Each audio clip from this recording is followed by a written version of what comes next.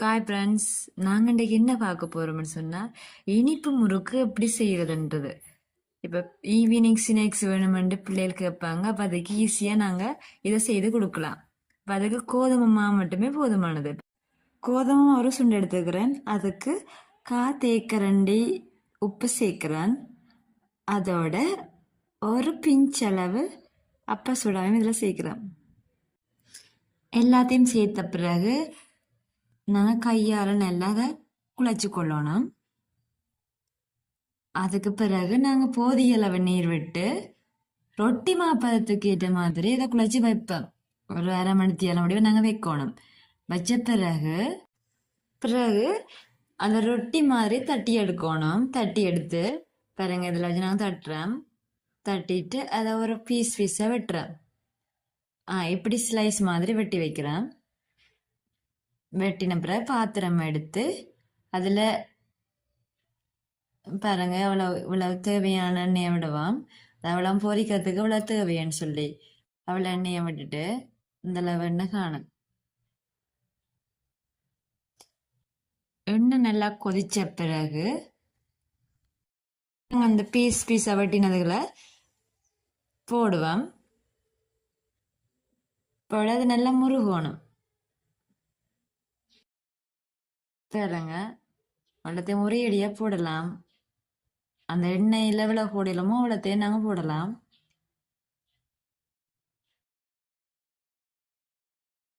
திருப்பி திருப்பி விட்டணும். எல்லா பக்கமும் பொரியணும். அதுக்கு நாங்கள் அதை கிளறி விடணும். நல்ல ப்ரௌன் கலர் வரும் வரை அதை பொரிய விடணும். பாருங்க, இந்த கலர் வரணும். அதுக்கு பிறகு நாங்கள் அதை எடுப்போம். நல்லா கருகவும் கூடாது. இந்த பதம் ஓகே. பாருங்க, இந்த பதம் ஓகே.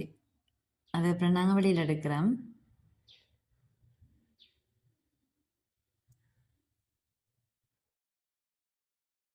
சரியா, எல்லாத்தையும் ஒரு நேரம் எடுக்கிறாது, கொஞ்சம் கொஞ்சமாக எடுப்போம். அதுக்கு பிறகு நாங்கள் சீனி பானி காய்ச்ச போகிறோம். அதுக்கு ஒரு பாத்திரம் எடுத்து அதுக்கு பாருங்க காய்ச்சுண்டளவு நான் சீனி எடுத்துக்கிறேன். சீனியை பாத்திரத்தில் சேர்த்துட்டு அதுக்கு பிறகு கப்பிலையும் அரைவாசி அளவு தண்ணி எடுக்கிறேன். அது தண்ணி அதில் சேர்க்கிறேன். சீனின்ற அளவோட தண்ணின்ற அளவு குறைவாக இருக்கணும். அப்படி இருந்தால் தான் நாங்கள் சீனி பானி காய்ச்சலாம். இப்போ கப்புக்கு கப்பிலையும் அரைவாசி அளவு தண்ணி எடுத்து விடணும். அப்போ தான் இதில் திக்காக வரும். பாருங்க, இப்படி நாங்கள் தொடர்ந்து காய்ச்சி கொண்டிருக்க இப்படி வந்து கொண்டிருக்கு, திக்காக வருது. முதல் நுரையாக வரும். அதுக்கு பிறகு கொஞ்சம் திக்காகும். நல்ல திக்காக வரக்கூடாது.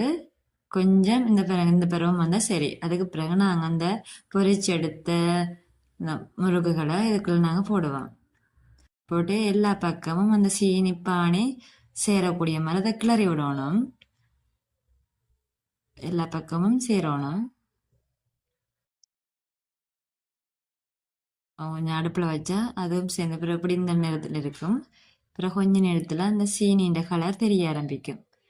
இப்படி ஈஸியான ஒரு இனிப்பு முறுக்கு நீங்கள் வீட்டிலையும் ட்ரை பண்ணி பாருங்கள். இந்த வீடியோ பிடிச்சிருந்தால் சப்ஸ்கிரைப் பண்ணுங்கள், மறக்காமல் லைக் பண்ணுங்கள். தேங்க்யூ ஃபார் வாட்சிங்.